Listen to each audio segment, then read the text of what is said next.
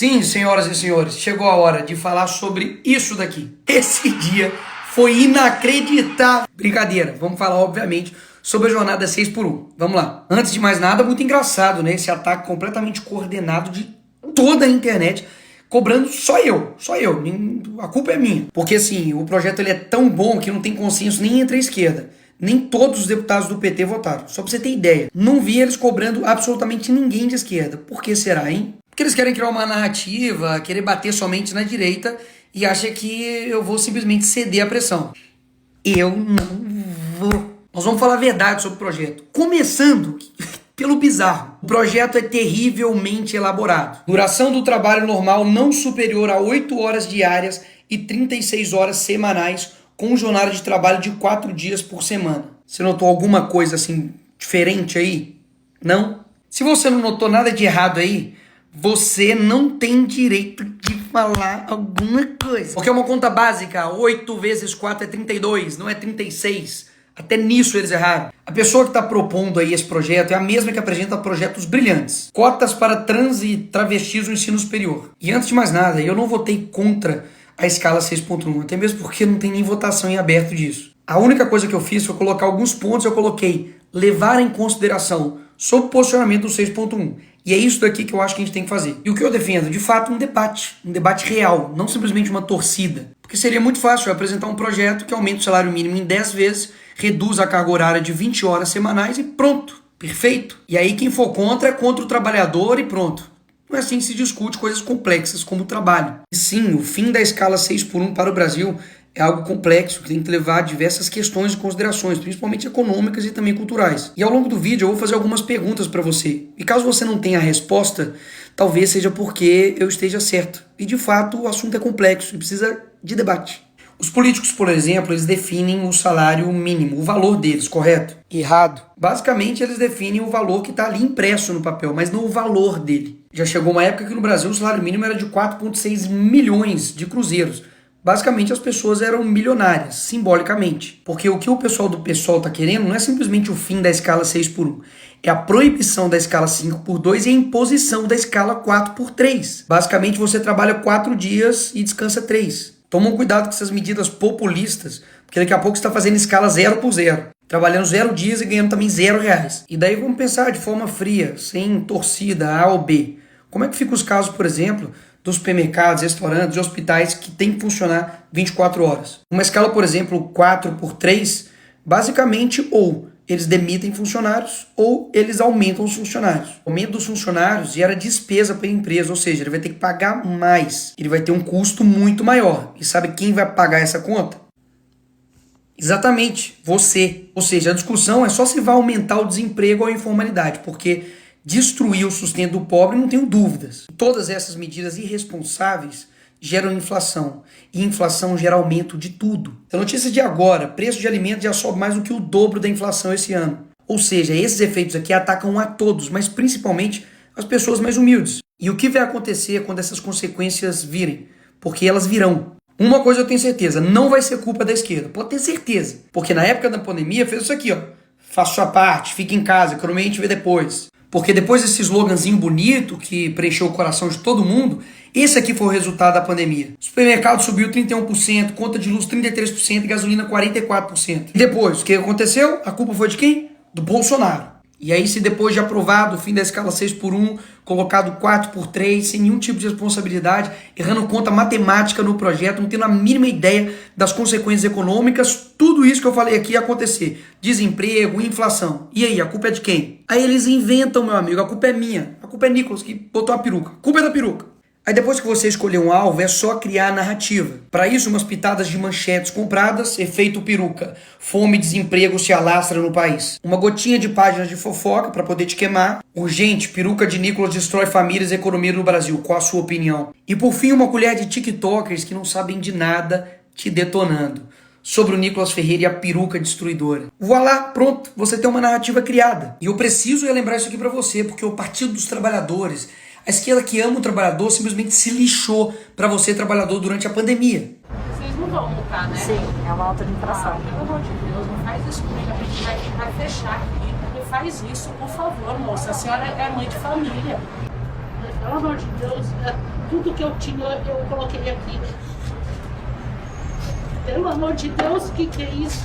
Ou seja, na hora de enfrentar as consequências mirabolantes da esquerda, não é o Lula, o deputado que vai enfrentar, é você. E eu não tô defendendo trabalhador, não é de agora não, e nem com um discursozinho para poder ganhar voto não. Inclusive vários vereadores que são a favor do lockdown estão se arriscando para vir trabalhar aqui na Câmara. Mas o trabalhador não pode se arriscar para levar o pão para dentro de casa. Não é muito fácil ter o salário em dia, certinho, e impedindo o trabalhador de trabalhar. Inclusive, eu lanço aqui uma campanha. Político que é a favor de lockdown, adote um desempregado e pague as contas dele. Obrigado, presidente. Essa época escancarou para todo mundo o tanto que eles estão se lixando para você. E agora eles são os únicos preocupados com os trabalhadores. Entenda, a esquerda faz de tudo pro voto. Tudo. E amam vender um discurso fácil. Para de comprar isso, que o Brasil vai para frente. Vai por mim. Mas vamos continuar. Será que esse pessoal realmente está preocupado com o dinheiro público, que é o seu dinheiro? Vamos ver.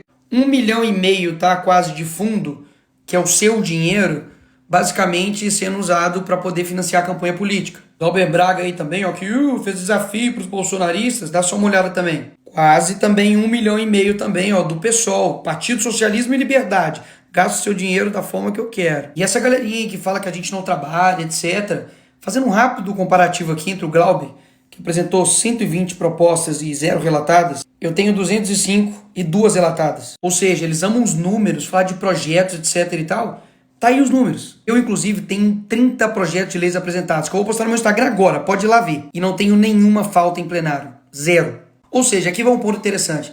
Eu tenho visto muita gente indignada com o Estado, mas muitas vezes não sabe se expressar. E basicamente quer colocar no bolo todo mundo. Imagina se eu falasse que todo policial militar não trabalha, ou que todo advogado é arrogante, ou que todo jogador de futebol é metido. É verdade? Não seria verdade. Ou seja, da mesma forma como eu também fiquei indignado que o gasto público é absurdo, com coisas mirabolantes, você precisa entender que nem todo político é como eles. E esse é um dos motivos que literalmente eu entrei, por exemplo, para a política, para poder mostrar que dá para fazer algo diferente. Caso contrário, só vai realmente ficar essa mesma galerinha aí. Eu vou te mostrar quem é essa galerinha aí. Galerinha que fala mal de empresário, que mete o pau, fala que eles são malvadões, etc. Mas que na hora da campanha eleitoral, o FHC, o Lema, aquele mesmo bilionário que quebrou Americanas, tá financiando candidatos do PSOL, do PCdoB e do PT. Essa galerinha do PSOL, do PT, da esquerda, que adora acusar a direita de ser contra o trabalhador, tá dando poder para bilionário e empresário para comandar, sabe o quê?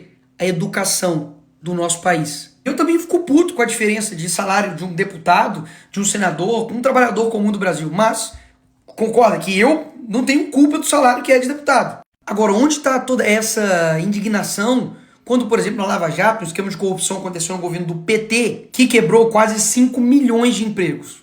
Onde que estava esse pessoal? Cadê a indignação deles quando o STF está gastando 1 milhão em lagostas e vinhos? Cadê a indignação quando o judiciário do nosso país custa 132 bilhões do nosso dinheiro? Ninguém tirou mais dinheiro do bolso do pagador de imposto do que o Lula. Só esse ano foram 3 trilhões em impostos arrecadados. Cadê a indignação? Cadê a indignação quando o Lula corta verba de bolsa de estudo, educação básica, farmácia popular? Quando ele corta 4 bilhões da saúde, educação, ciência e tecnologia? Cadê?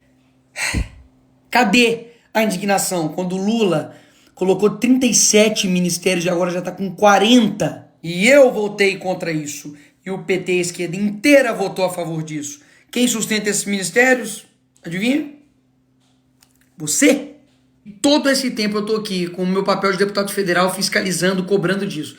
Aí agora, magicamente, o problema todo é meu ou da direita e eles estão assim, tranquilos, são virtuosos. Eles querem sinalizar virtude, debater, gritar, mas na verdade não tem nada de concreto para a vida do trabalhador, uma mudança real, não tem. Até mesmo porque é o próprio PT que defende isso aqui, ó. Aumento de IPTU e ISS para cadeias de lojas, redes e bancos.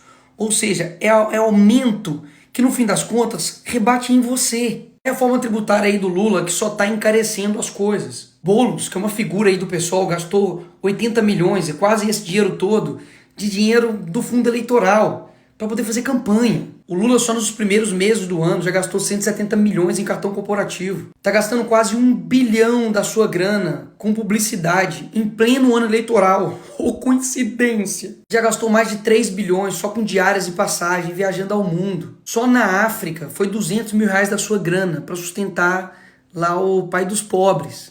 Gastou 216 mil reais para ficar em hotel de luxo enquanto o Palácio da Alvorada estava sendo reformado. E eu denunciei isso. Você acha mesmo que esse pessoal está preocupado com você? E você acha mesmo que todos os problemas sou eu ou a direita? Poxa, não dá. É inegável que a escala 6x1 é exaustiva para o brasileiro. Mas a gente precisa debater. E não é porque eu não trabalho nessa escala que eu simplesmente não devo ser ouvido ou eu não devo abrir o debate. E é isso que eu quero fazer e é o que eu estou fazendo aqui. Só que eu vou te levar ao problema real. E não vou ficar falando coisas simplesmente para poder te agradar ou para eu ter votos. Muita gente falou, Nicolas, toma cuidado, não faz esse vídeo, é muito sensível. Eu sei que é sensível, mas eu acredito que todo mundo tem uma capacidade de entender as coisas. E é por isso que eu estou falando aqui com você. Eu sei que você já ouviu que o brasileiro produz muito pouco. E olha, o brasileiro leva 1 hora para produzir o que o americano faz em 15 minutos. E por quê? Será que é porque o brasileiro é preguiçoso, ele não trabalha? Claro que não, você sabe disso, você trabalha pra caramba. Um dos motivos é que o brasileiro demora 1, 2, 3 horas para chegar no seu serviço e mais 2, 3 horas para poder voltar. É claro que vai perder a produtividade dessa forma. Você praticamente perde seu tempo inteiro somente em trânsito. Só que esse tipo de coisa acaba passando batido. Porque a gente está tão acostumado com um transporte público de merda desse que, enfim, ficou normal. A criminalidade atrapalha também a produtividade do brasileiro. Porque afinal de contas, ele está lá parado no ponto de ônibus e vê um bandido e rouba o celular dele. Que ele dividiu em 12, em 30 vezes. Se ele passa mal, lascou. O cara fica lá 8, 12, 1, 2 dias parado para poder ter uma consulta. Quando chove, a rua da sua cidade fica dessa forma, uma porcaria. É uma linha de asfalto. Claro que isso também atrapalha a produtividade. Se você tem um carro, você vai ter gastos com ele, porque não tem carro que sobreviva a isso aqui. E gradativamente dessa forma, durante o seu dia você não percebe. Mas o Estado está te ferrando. Então eu concordo, o debate é muito mais do que simplesmente direita e esquerda. É sobre um Estado preguiçoso, grande, que te suga e não te entrega nada. E o responsável por executar tudo isso é o poder executivo. E eu não vou falar a resposta não, você responde aí na sua casa. Nos últimos 30 anos, qual é a ideologia que predomina nos poderes executivos? Presidente, governador e prefeito. Então, ou seja, o buraco é muito mais embaixo. E pessoas assim, que têm essa postura, quando alguém não concorda 100% com essa pessoa e discorda, ela passa a ser traidora, ela passa a ser uma inimiga. Muito dificilmente desse tipo de gente vai vir alguma coisa que realmente vai te ajudar. Neymar tem um salário de 21 milhões por mês. Temos aqui derrotar o Bolsonaro e taxar as grandes fortunas. Esse tipo de gente que vai te ajudar? Sério mesmo. Gente que fala mal do Neymar, tô brincando, mas gente que tem um pensamento tão esdrúxulo assim, que basicamente tem um ódio, tem uma raiva de empresários, de quem gera emprego, de quem gera renda. E na verdade ele é um hipócrita que se coloca em defesa dos trabalhadores, mas que simplesmente tanto o seu partido, ou o partido que está na presidência, o PT, nada faz por eles. Propostas tão esdrúxulas que fez 8 vezes 4 virar 36. E pode falar, o que quebra o empresário não é pagar o salário do trabalhador, INSS, 13º, férias, não. É a quantidade de impostos que o empresário tem que pagar. A gente quer que todo mundo ganhe nesse país. O problema é que o empresário é explorado pelo Estado, ele acaba também explorando o trabalhador e todo mundo se ferra. E o resultado disso, basicamente em 20 anos o empresário quebra e o trabalhador fica pobre durante 50 anos. E eu sei a pergunta que você está fazendo e o que dá para fazer? É possível, por exemplo, mudar o modelo de contratação, de pagamento por hora, de 20, de 30, de 40, 50 horas. Mas isso, obviamente, vai esbarrar em diversas questões burocráticas trabalhistas, que está na CLT. Desonerar a folha para todos ou dar incentivo fiscal a empresas que acabarem com 6x1 ou 5x2. Enfim, dá para fazer muita coisa. E é isso que eu e vários deputados têm feito, trabalhando para poder entregar algo de fato plausível. E não somente uma oferta fantasiosa para poder te agradar. Isso dá para fazer. O que não dá é jogar o debate para esse nível. Se os empresários são tão bons, trabalhem eles mesmos em suas empresas. Isso nem é o mais bizarro desse post. 751 curtidas de pessoas. Eu espero realmente que você tenha visto esse vídeo até aqui. E se você viu até aqui, muito obrigado. Porque isso mostra comprometimento seu em buscar a verdade. São muitas informações, são muitas nuances, são muitos pontos positivos e negativos que discordam e que concordam. Mas o importante é a gente sempre ouvir as pessoas e principalmente a gente mesmo ir lá e ir atrás da verdade e buscar saber se está sendo enganado ou se de fato alguém está falando a verdade nesse jogo aí. E mesmo que tenha pessoas nos comentários fazendo comentários exatamente de coisas que ou eu não falei ou de que eu já esclareci